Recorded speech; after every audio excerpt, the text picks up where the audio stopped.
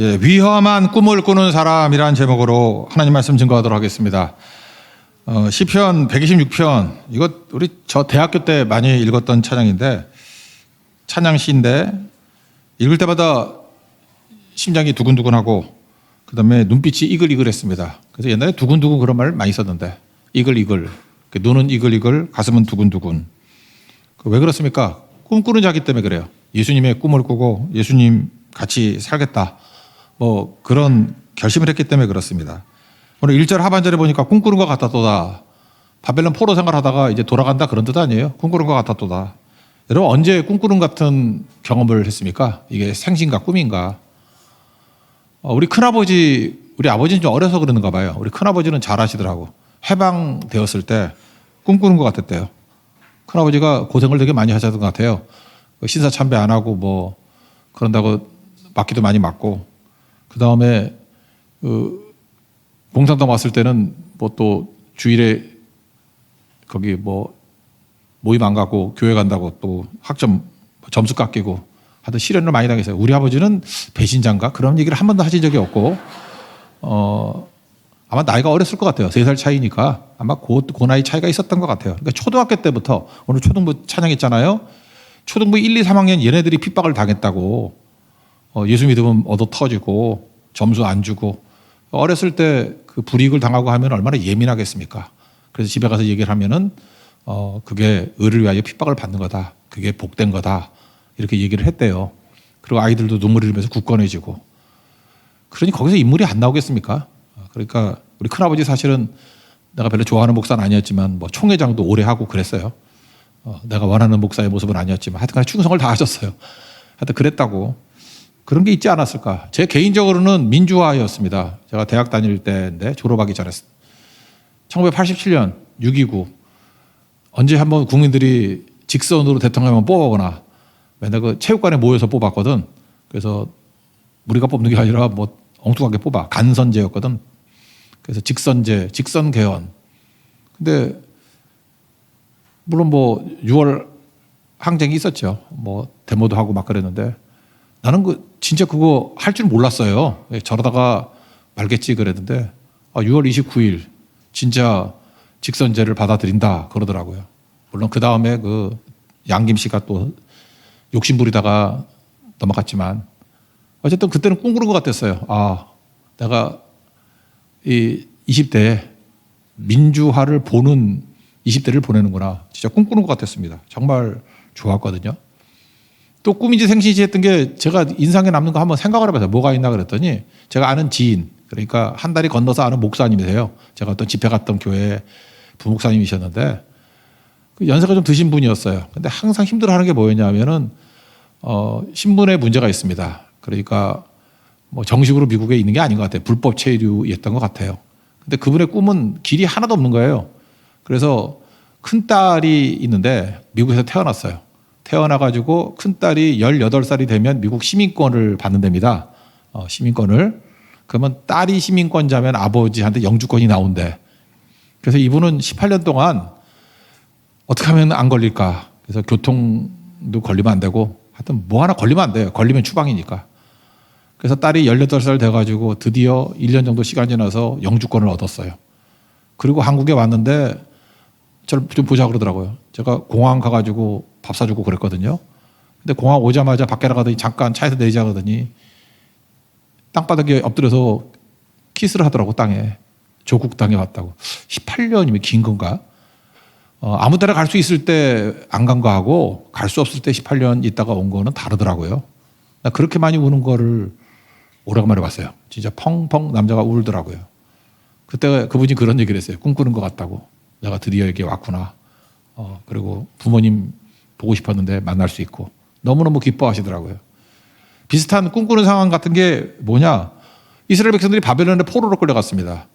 보통 우리나라도 나라가 망했다 그러는데, 망해도 이 땅에 살았잖아요. 그런데 당시에 바벨론의 정책은 정복하고 난 다음에 한 100만 명 정도를 끌고 갔다고. 1차, 2차, 3차에 걸쳐서. 그러고 난 다음에 바벨론은 망했어요. 그 다음에 지금 이란이죠.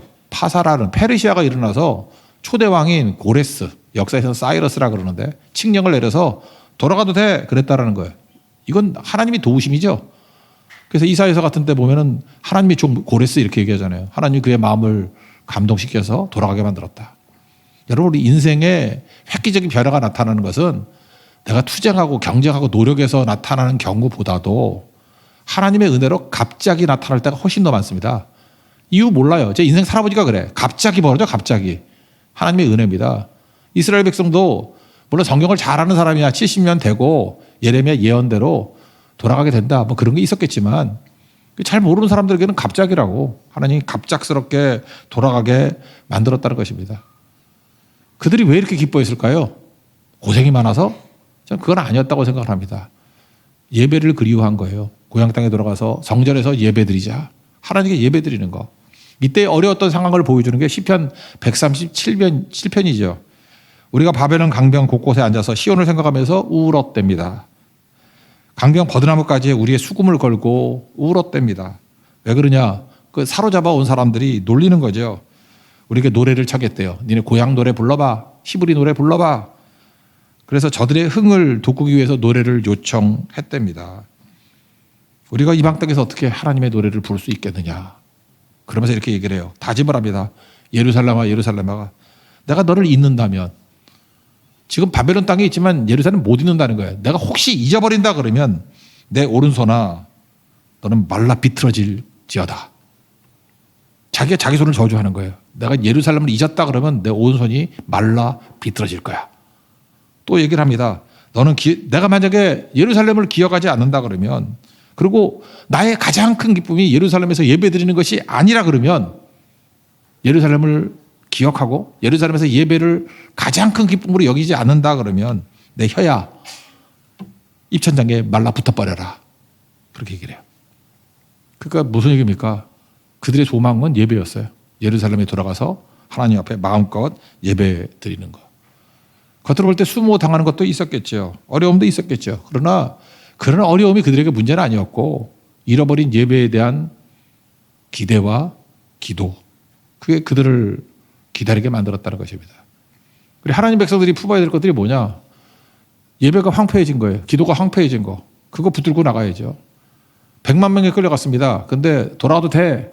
1차, 2차, 3차에 돌아온 게 5만 명밖에 안 돌아왔어요. 근데 5만 명이 이스라엘의 역사를 만든 거예요. 그 5만 명이 깨어있는 겁니다. 나는 우리나라 역사를 보면서 제일 안타까운 게 뭐냐면 일제 35년 동안 뭐 햇수로는 36년 만으로 치면 35년이죠. 35년 동안 그 해방되기 3, 4년 전에 변절했던 민족 지도자가 있어요.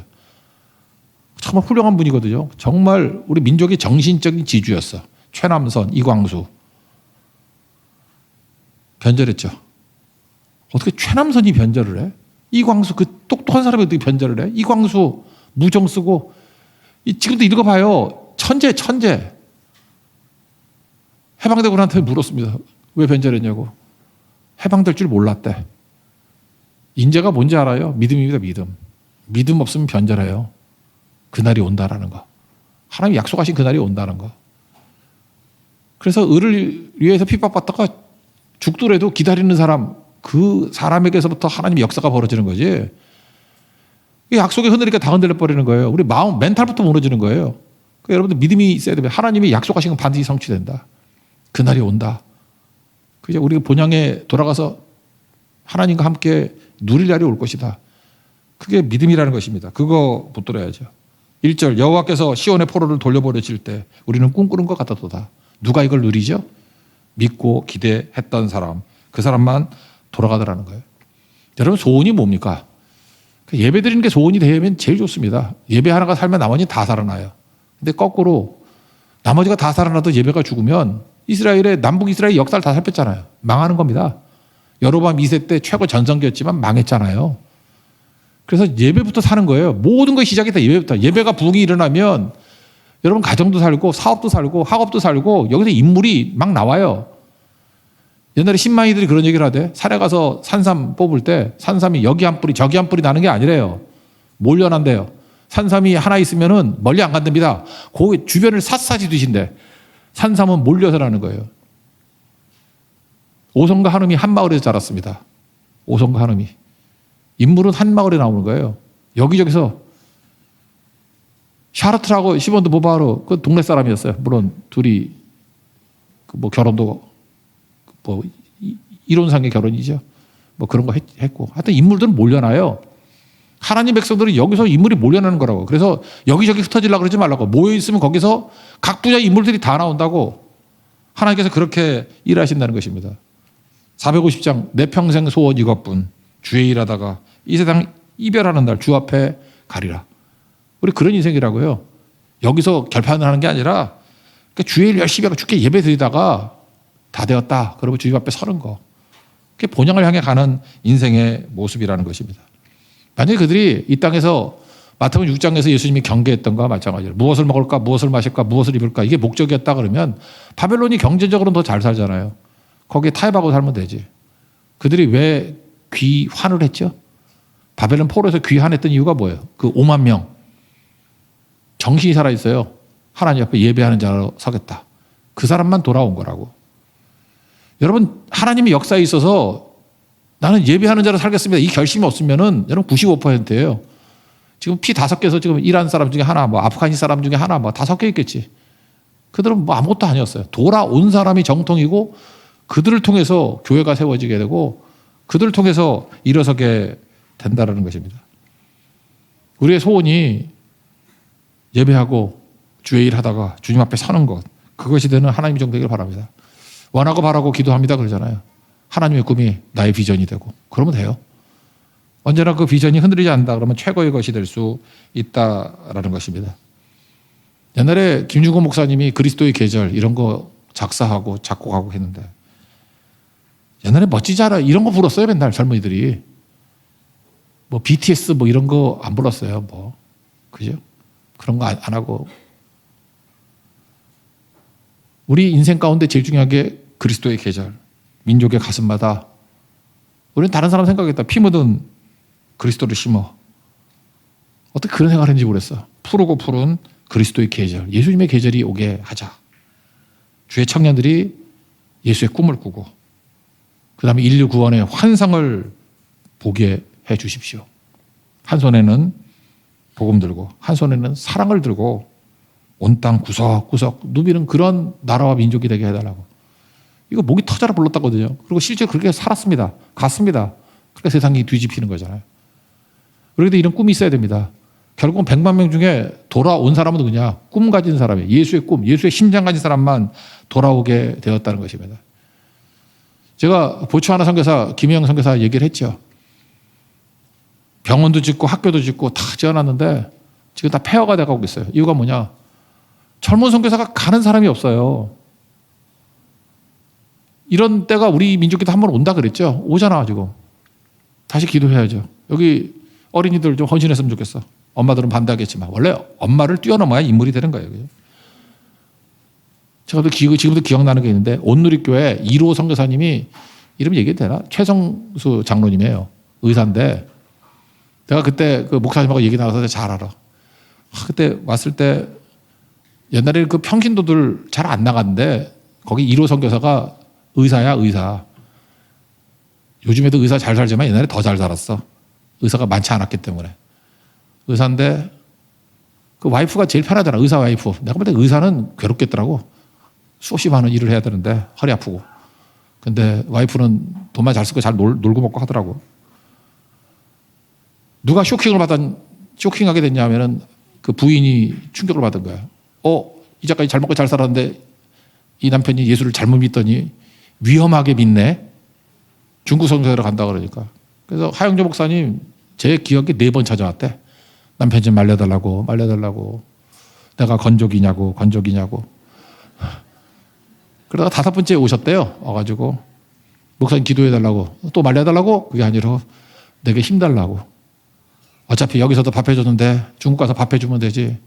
그러고 난 다음에 이 사모님이 생각이 다 바뀌어버리니까 나도 중국 가서 뭘 해야 될 거 아니야. 그래서 미용 배우고 뭐 이것저것 배워가지고 제가 알기로는 그 최성교사님 이후에 중국 선교 그때 초창기였거든. 어마어마하게 전도했어요. 어마어마하게. 중국 사역의 뿌리. 아마 그게 뿌리가 돼서 지금 교회도 엄청나게 많이 세워지게 되었을걸. 그게 멋진 인생 아니에요? 지천에 깔린 게 의사인데. 그분은 의사보다 더 좋은 거 하잖아요. 우리나라에도 선교사도 의사가 많이 왔잖아. 그건 미국도 의사 되기 힘들어요. 근데 그 다 포기하고 와서 여기서 헌신하고 그랬잖아요. 왜 그랬을까요? 예수님의 심장을 가지고 있어요. 두근두근. 그리고 눈빛이 예수님의 꿈을 갖고 있었다고. 이글. 본 놈의 그렇게 안정. 바벨론이 안정을 줘요? 여러분, 바벨론이 안정을 줄 수 있다고 믿으면은 여러분 크리스찬은 아닙니다. 세상에 내게 행복을 주고 안정을 준다고 그러고 예수를 왜 믿어? 세상을 믿어야지. 성경은 얘기하잖아요. 무너졌다. 바벨론이요. 절대 안정 주지 않습니다. 음행과 사치밖에 없어요. 음행은 뭐예요? 하나님 없는 만족을 추구해서 망하는 거고. 사치는 뭐예요? 중독이죠. 더 하다가 망하는 거. 성경이 계속 역사에서 나오는 게 그거 아니에요. 바벨론이 무너졌다. 이사야서 보세요. 바벨론 무너졌다. 요한계시록 보세요. 바벨론 무너졌다. 그래도 안 믿어요? 예수 안 믿는 거예요, 그러면은. 세상에 약속 중에 안정 없습니다. 여기서 뭐라고 얘기해요? 이 세상 속을 살아가는 우리에게 도전하라고. 그들을 살릴 수 있는 유일한 길은 그리스도의 계절이 되게 만드는 거라고. 가슴마다 그리스도를 심으라고. 여러분 가슴 속에 예수님이 있습니까? 선교사입니다. 없습니까? 선교주입니다. 우리 둘 중에 하나예요. 선교사가 돼서 선교지를 가든지 아니면 내가 예수 안 믿으면 선교지가 되어서 예수님을 영접하든지. 둘 중에 하나죠. 중간은 없다라는 것입니다. 보초 하나 그 병원도 안 되고 학교도 안 되는 이유가 뭐냐면 젊은이들이 안 가요. 제가 장미라는 차에 소양이 불렀던 장미라는 차장에 얘기를 했죠. 나의 인생의 가장 싱그러운 그때 들고 싶다고. 아니, 내가 이거 무시하는 건 아니에요. 이렇게 은퇴하고 난 다음에 선교사 가겠다는 분들이 있잖아요. 은퇴하고 난 다음에 60 넘어서 어떤 분은 70 넘어서 이거 뭐 나쁜 거 아니죠. 좋지요. 그런 거를 실버 선교사라 그래요. 실버 선교사. 실버 선교사. 소수가 있으면 되는데 실버 선교사가 다수가 되면은 일 못해요. 일단 체력도 안 되고 언어도 안 되고. 나쁘다는 건 아니에요. 실버 선교사도 해야죠. 근데 좀 골드 선교사가 되면 안 돼? 20살에 헌신하고 15살에 헌신하고 내 인생에 가장 싱그러운 그때를 주님께 드릴 수 있는 거. 그러면 다시 부흥이 일어납니다. 실버 선교사의 헌신이 있어도 됩니다. 있어야 됩니다. 그렇지만 우리에게는 실버가 아니라 요즘에 노래도 골든이 뜨잖아. 골든. 그죠? 인생의 골든일 때 인생의 골든 시기에 드릴 줄 아는 인생 되길 바랍니다. 요즘에 골든을 좀 넓게 잡읍시다. 한 30대까지 골든 그럴까? 더 잡을까? 42세까지. 골든. 그때 헌신하십시오. 힘없고 뭐 갈 데 없고 그러고 난 다음에 실버 선교사라고 해도 되긴 되지만 그때는 두근두근도 아니고 이글이글도 아니야. 인간은 나이 들면서 잠깐 욕심이 껴요. 노욕이라고 하잖아. 노욕. 욕심이 껴가지고 변질이 잠깐만 된다고. 그냥 하는 거 쭉 하면은 돼요. 그건 노욕이 아니지. 그냥 쭉 하고. 그리고 나이 들면서 자기 이름이 없는 일을 해야 돼요. 이름 없이 빚도 없이 예수님 증거하고 가는 거죠. 나는 요즘에 그래요. 이렇게 설교를 하면 성도들이 그렇게 편안해하는 것 같아. 평화를 누리는 것 같고. 하나님의 꿈을 선포하면요. 하나님의 꿈은 위험한 꿈이에요. 아까 최성수 장로님 얘기했잖아요. 그 의사가 앉아서 못 견뎌서 선교사로 나가야 될 만큼 위험한 꿈이라고. 나는 우리 교회가 위험한 교회가 됐으면 좋겠어요. 자꾸만 위험해야 돼. 여기서 위험한 얘기가 나오고 저기서 위험한 얘기가 나오고. 여기 우리 두 분 장로님 지금 피택됐잖아요. 장로 할 생각을 안 하고 목사님 다음 주부터 중국으로 갑니다. 안 갈 것 같아. 그죠? 그러니까 보통 사람이지 뭐. 그런 일들이 막 나와요. 여기저기서 스토리가 나와요. 스토리가. 저렇게 살 수 있구나. 하나님이 그의 인생을 막 뒤집어 버리는구나. 그리스도의 계절을 만들기 위해서 저렇게 하나님이 사용하시는구나. 그런 것들이 나와야죠. 초대교회는 다 그런 얘기가 아니었어요. 저거 믿지 않을 것 같은 사람이 믿는다 그러고 핍박자가 전도자가 됐다 그러고 안디옥 교회 같은 데는 교회 지도자 제일 훌륭한 사람들 바나바, 바울이 선교사로 나간다 그러고 막 이런 일들이 막 나와야죠. 예수님밖에 없어야죠. 나머지는 다 죽고 예수님의 꿈. 그러면요 마귀가 손동못 됩니다. 요한일서 5장 18절 하나님께서 그를 지키신대요. 악한 자가 그를 만지지도 못하느니라. 믿습니까? 사명으로 불타는 사람은 하나님이 지켜주시기 때문에 위험한 꿈을 꾸는 사람은 마귀가 뜨거워 그러면서 만지지도 못한대요. 여러분 만지는 게 아니라 갖고 놀죠 지금. 저글링 하자 이렇게 갖고 놀. 만지지도 못하느니라 그런 모습이 있어야 된다라는 것입니다. 2절에 보니까 그때 우리 입에는 웃음이 가득하고 우리 혀에는 찬양이 찼도다. 그때 뭇백성 가운데 말하기를 여호와께서 그들을 위하여 큰 일을 행하셨도다 하였도다. 이렇게 놀라운 꿈은 내가 이루는 게 아닙니다. 하나님이 큰 일을 행하신 거예요. 하나님이 일하시는 겁니다. 그러니까 우리 인생 가운데 내가 뭘 했다 그러지 말고 내 인생은 순종을 통해서 하나님이 일하신 것을 봐야 돼요. 이거 3차 귀환 중에 126편 언제 쓴 거예요? 1차 때라고. 퍼스트 펭귄이십시오. 처음 시작하는 거. 처음 시작해서 나아가게 되는 거. 그게 꿈꾸는 거죠. 교회 이전하고 통합하는 문제. 저하고 좀 있어 보면 알지만 저는 한평생 뭐 교회 건물에 대해서 묶이는 거 좋아한 적이 없습니다. 나는 뭐 아무리 할 수 있다 할지라도 교회 건물 안 짓고 빌려 쓰면 된다 그런 사람이었어요. 건축도 좋아도 안 하고. 내가 건물에 묶일 사람이 아니에요. 그런 것도 아니라고. 교회를 원래 구입하러 갔는데 통합을 하자라는 제안이 왔습니다. 별 관심 없었습니다. 예. 사야지 뭐. 색채가 다른 교회 뭐 합쳐지는 게 뭐 좋겠나. 뭐 이렇게 하다가 꽤 오랫동안 기도했습니다. 그러나 하나님의 뜻이라 그러면 순종하기를 원하고 하나님의 뜻이 아니라 그러면 강권적으로 막아달라고. 그러다가 제가 그 교회를 간 적이 있습니다. 아침에 갔는데 기도하다가 하나님이 그걸 보여줬는지도 모르겠어요. 차를 대서 들어가려고 그러는데 차를 꺾어서 들어갈 수가 없어요. 이유가 뭐냐. 교회 앞을 거의 내가 볼 때 청년이에요. 청년들이 지나가는데 끊어지질 않아. 계속 한 10열 종대로 오는데 쫙. 그러니까 지하철에 내려가지고 뭐 어디 출근하는 사람들인가 봐. 그래 물어봤어요. 여기 아침에 몇 명 지나갑니까? 5만 명이 지나간다. 홍대 여기는 세 발의 피야 여긴. 이건 여긴 사람 없는 거예요. 여기는 황무지야 황무지. 그때부터 기도했던 게 바로 이거구나. 그래서 제가 항상 생각했던 게 뭐냐면 편의점 교회였거든요. 그래서 우리 교육자들도 만약에 이전이 된다 그러면은 교육자 출근도 2가지로 하려고 그래요. 그래서 오전반 오후, 그러니까 간호사 같이. 나중에 3교대 할 수도 있어. 8시간씩 이렇게. 뭐 24시간. 내가 보니까 거기에 출근할 때 5만 명, 갈 때 5만 명, 10만 명이 왔다 갔다 해. 낮에 있을 거 아니에요. 그래서 각 교회를 세워서 점심 때도 예배 드리고 저녁 때도 예배 드리고 매일같이 철야하려면 철야 예배 드리고 그래서 밤에도 근무하고 그 편의점 24시간 하잖아. 교회 건물 덩그리 넣고 뭘 놔둬요. 거기밖에 없어요. 얼마든지 할 수 있죠. 그래서 대만 선교 하듯이 고성 선교 하듯이 매일 아침 점심 저녁으로 코리안 파티하고 몇 사람이 하면 죽겠죠? 그럼 교인 줄어서 안 되잖아. 그러니까 처음에는 한 일주일에 한 번씩 정도 봉사하고 나중에 한 달에 한 2번, 나중에 한 달에 한 번 정도 될 정도로 로테이션 하면은 제가 볼 때 그 어마어마하게 일할 수 있는 그런 것들이 보이더라고요. 근데 그것 때문에 사실은 기도가 바뀌기 시작하더라고요. 하나님 뭘 보여주시길 원합니까? 전 사실 이거 홍대 세교회도 여기 왔을 때도 홍대를 변화시키고 청년들 변화시키다 그러는데 뭐가 잘 안 맞는 게 뭐냐면 여기가 유동인구예요. 머무르는 사람이 아니고 왔다 관광객들이고 뭐 이래서.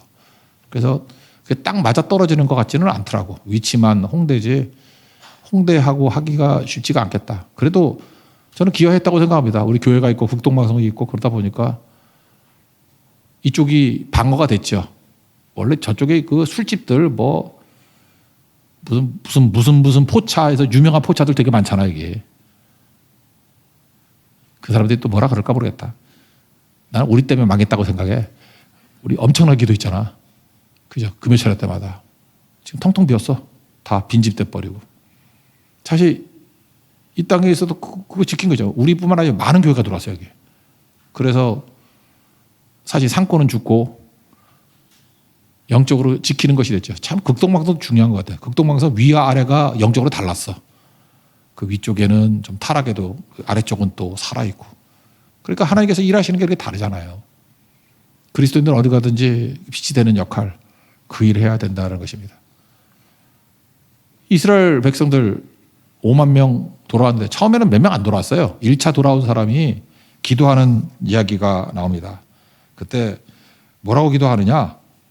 4절인데 여호와여 우리의 포로를 남방 시내들 같이 돌려 보내소서. 너무 소수가 온 거야. 그래서 하나님 이렇게 와가지고는 여기 예배 회복을 못합니다. 더 많이 오게 해주세요. 그래서 2차, 3차까지 와봐야 5만 명이었어. 처음에는 1,000명도 안 돼요. 몇백 명 왔어. 남방 시내라는 게 무슨 뜻이냐면은 와디라 그러죠. 지리에서 배우죠. 와디. 보통 때는 물이 없다가 그 비가 오면은 갑자기 물이 엄청나게 쏟아지는데요. 저는 미국 가가지고 그 라스베가스 가면 거기서 조금만 올라가면은 후보댐 옆에 모하비 사막이 있거든요. 자동차도 모하비 있죠. 거기서 딴 거야. 모하비 사막이 있는데 거기 가면은 그 마른 강이 있어요. 여기 와디야, 와디. 근데 거기 벽에 뭐라고 써 있냐 하면은 여기는 절대 캠핑하지 마시오. 말라 있는데 물이 10m 정도까지 올라가는데 3분 걸린대. 거기 써 있어. 경고가. 3분 만에 물이 차올라서 죽을 수 있으니까 여기는 캠핑하도 안 되고 걸어도 불 오는 거 보고 불 오면 빨리 뛰어 올라가래. 그런데요. 남방시내가 네게부 사막에 있는 와디란 뜻이에요. 지금은 메마른 땅이에요. 아무것도 없는 땅인데. 근데 그걸 봤잖아요. 순식간에 홍수같이 엄청난 물이 흐르듯이 남방 시내같이 돌려보내줘서. 그러니까 어떻게 하라는 거예요? 떼거지를 몰려다 오게 해달라고. 이들 기도입니다. 우리도 부흥을 위해서 기도해야 되고 일꾼을 위해서 기도해야 됩니다. 그게 바로 뭐예요? 남방 시내들 같이 돌려보내옵소서. 나는 이 기도 때문에 2차, 3차 왔다고 생각을 해요. 기도입니다, 기도. 아까 얘기했죠. 매일같이 코리안 파티 하면은 여러분 하다가 다 죽어요. 순교한다고. 그러면 못한다 그러지 말고 남방 시내들 같이 돌려보내옵소서. 그러면 사람들이 모일 거 아니에요. 또 그 헌신하고. 그래서 각 분야마다 살릴 수 있는 사람들이 있다라는 것입니다. 5절, 6절. 눈물을 흘리며 씨를 뿌린 자는 기쁨으로 거두리로다. 울며 씨를 뿌리며 나가는 자는 반드시 기쁨으로 그 곡식단을 가지고 돌아오리로다. 농사 지은 분들은 좀 아실 것 같아요. 너무 어려워요. 그럴 때 종자가 있잖아요. 종자. 이 종자를 뿌릴 것인가 먹을 것인가. 그 엘리사 시대 때 과부도 있잖아요. 과부가 엘리야한테 사르밧 과부요. 이거 뭐 달라 그러니까 뭐 이거 우리 먹고 죽으려고 그랬다. 그래서 죽지 말고 나부터 해줘. 근데 고민이죠. 그러니까 먹고 죽을까?